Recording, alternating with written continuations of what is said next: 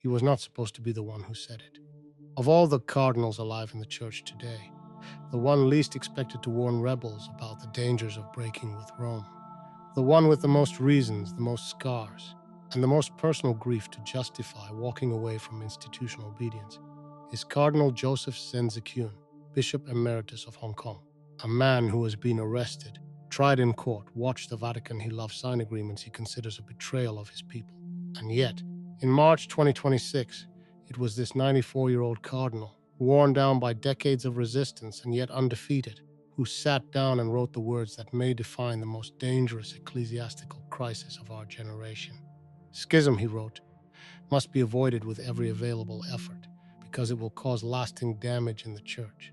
Take a moment, if you feel moved to do so, to subscribe to this channel and tell us in the comments where in the world you are watching from.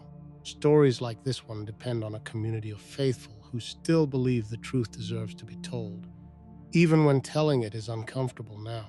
Let us go back to the beginning, because to understand why those words landed with such force, you need to know who Joseph Zen is, not just the title.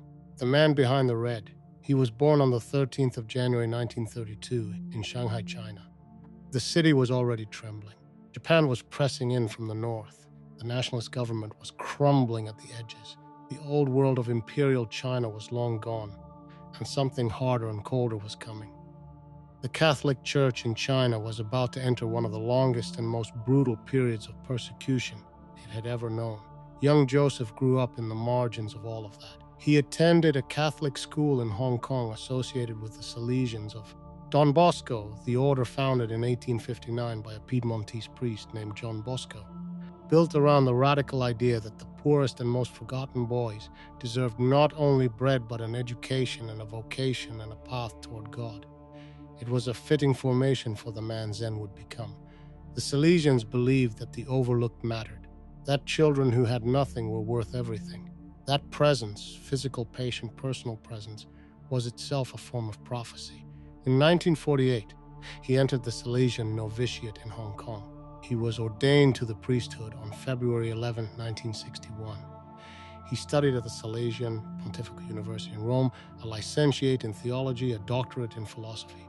He came back to Hong Kong. He taught, he led. In 1978, he became the provincial superior of the Salesians for a territory that included not only Hong Kong, but mainland China, Macau, Taiwan. He understood better than almost anyone outside China's borders what the church inside those borders was enduring.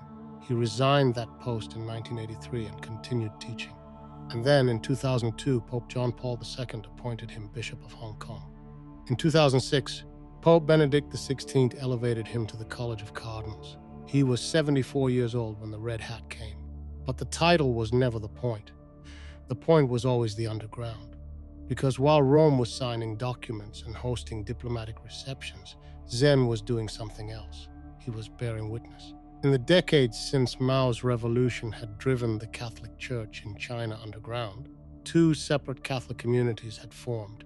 The official, state-approved Catholic Patriotic Association, loyal to Beijing, severed from Rome, its bishops appointed by the Communist Party and its liturgy shaped by political necessity, and the underground church, loyal to Rome, hidden in cellars and farmhouses and private homes, its priests and bishops arrested, imprisoned, sometimes tortured, sometimes simply made to disappear into prisons from which they never returned. Cardinal Zen knew these people. He had visited them.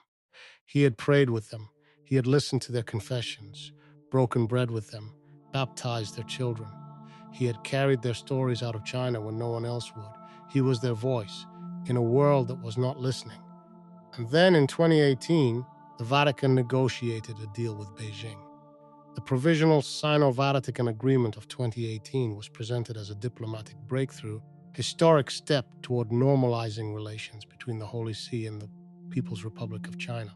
It gave the Vatican greater formal involvement in the appointment of bishops in China. Rome called it progress, but Cardinal Zen read it differently. He called it a surrender. He said the agreement had legitimized bishops appointed by a government that had spent 70 years persecuting the church, men loyal to the party, not to Rome, and in doing so had abandoned the underground faithful who had paid for their fidelity with imprisonment, torture, exile, and death. He traveled to Rome. He requested a personal audience with Pope Francis. He did not receive one. He wrote open letters. He gave interviews to international journalists. He told them that Vatican Secretary of State Cardinal Pietro Parolin was manipulating the Holy Father, passing incorrect translations of Chinese terms, suppressing criticisms, steering the Pope toward a deal that Zen believed was morally indefensible. He said the China policy was, in his word, immoral. These were extraordinary words from a sitting cardinal. No one else at his rank said them. No one else was willing to stand up in public and tell the world that Rome had done something wrong, something that wounded the innocent and rewarded the complicit. Zen said it because he had been there, because he had held the hands of the people the deal had put in danger, because he believed, with the certainty of a man who has spent his whole life among the persecuted, that silence in the face of injustice is itself a form of betrayal. And then came 2022. On May 11, 2022, Cardinal Joseph Zen Zakyun, 90 years old, a prince of the church, was arrested by Hong Kong National Security Police. The charge at first, suspicion of colluding with foreign forces under the Beijing-imposed national security law. That law carries a maximum sentence of life imprisonment. Zen was detained alongside democracy activists, including the singer and actress Denise Ho and other trustees of the 612 Humanitarian Relief Fund, a fund established in June 2019 to provide legal and medical assistance to people arrested during Hong Kong's pro-democracy protests. The Catholic world held its breath. Here was a cardinal, a man who had lived his entire life in service to the church, who had defied communist pressure for decades, who had warned the Vatican about China for years, now in the hands of the very government he had spent his life warning against. The Vatican issued a statement saying it was following the situation with attention and concern. Those who had listened to his warnings for years found the response painfully thin. In November 2022, Zen was convicted, not on the national security charge. That would have meant life imprisonment, a prison cell for a 90-year-old cardinal. He was convicted on the lesser charge of failing to properly register the fund under the society's ordinance. He was fined the equivalent of roughly $1,200 American dollars. He walked out of the courtroom, 90 years old, white-haired, carrying the weight of a lifetime, convicted by the state he had spent his life resisting with a fine.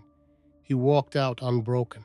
There are moments in history when a single life becomes a kind of argument, when everything a person has done and suffered adds up to something that cannot be dismissed, ignored, or explained away. Joseph Zen's life is that kind of argument. It is an argument for conscience over convenience, for truth-telling over institutional loyalty, for staying honest, even when the institution you love has hurt you in ways it has never apologized for. That is who is now speaking to the rebels. Not a man who trusts institutions blindly. Not a man who has never been hurt by the gap between what the church preaches and what it sometimes does. A man who has paid in full for his fidelity to conscience and truth. And that man, in March 2026, sat down and wrote a statement about the Society of St. Pius X.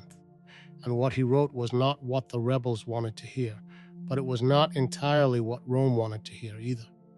Let us be precise about what is actually happening, because it matters deeply and the details carry weight.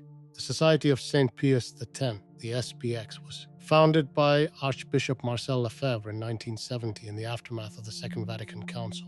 Lefebvre believed the liturgical reforms that followed the council had done grave damage to the Catholic faith. He was not alone in that judgment, but Lefebvre was the one who acted on it. He established a seminary in Aachen, Switzerland, to preserve the traditional Latin Mass and the theological formation he considered essential to the priesthood. For 18 years, he operated in a state of increasing tension with Rome, not in formal schism, but not in full and comfortable communion either. Then on June 30, 1988, without a papal mandate, Lefebvre consecrated 4 bishops. The next day, July 1, 1988, Pope John Paul II declared that Lefebvre and the 4 newly consecrated bishops had incurred automatic excommunication under canon law. The act was declared schismatic. The wound in the church's body was made official. Now in 2026, it is about to happen again. The Society of St. Pius X announced that on July 1, 2026, the exact anniversary of the 1988 excommunications, it plans to consecrate 4 more bishops without a papal mandate at the same seminary in Aachen. The 4 priests named are Fathers Pascal Schreiber from Switzerland, Michael Goldade from the United States, Michel Poinsinet de Sivry from France, and Marc Hanapierre, also from France. The SPX, under the leadership of Father Davide Pagliarani, holds that Rome under Francis moved so far from Catholic tradition that the consecrations are justified by necessity. The same argument Lefebvre made in 1988, now repeated by a new generation facing a new set-off. On May 13, 2026, Cardinal Victor Manuel Fernandez, head of the Dicastery for the Doctrine of the Faith, issued a formal declaration. The planned consecrations would constitute a schismatic act subject to automatic excommunication under Canon 1382. Pope Leo XIV, elected on May 8, 2025 in the conclave that followed the death of Pope Francis on April 21, 2025 was reported to have prepared a decree closely modeled on the one John Paul II signed in 1988.